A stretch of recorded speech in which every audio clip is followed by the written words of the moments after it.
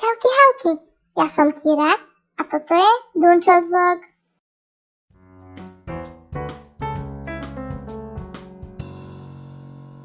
Prednedávnom som robila vlog o tom, čo mám rada. No a dnes vám zas poviem, čo rada vôbec nemám.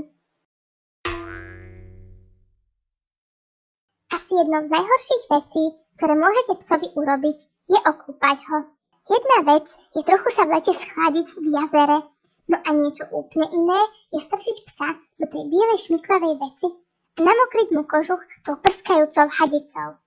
A potom ešte tá gebuzina, čo pení, a potom zas voda a ani nemôžem ujsť, lebo sa to šmíka a napokon sa ocitnem zabalená v uteráku a vyzerám ako suši. Nemám to rada, vážne. Ďalšia hrozná vec je cestovanie. Nie je to vyslovene najhoršie, ale radšej než autom chodím pešo po vlastných lapkách.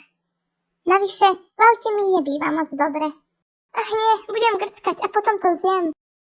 No, približne tak nejak to býva. Pri česaní a strihaní sa vždy bránim. Teda aspoň trochu, aby panička videla, že sa mi to nepáči. A potom to vzdám, lebo viem, že nemá cenu s ňou bojovať. Je tvrdohlava jak palica.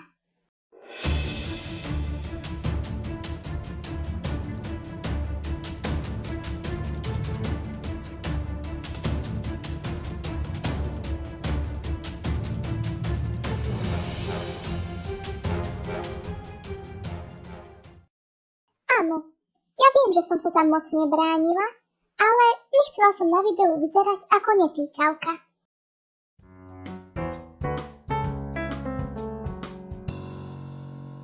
Tak, toto bolo pár vecí, ktoré nemám rada.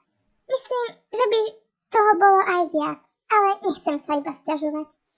Tak, dúfam, že sa vám video páčilo a snáď sa vidíme aj na budúce. Pau, pau!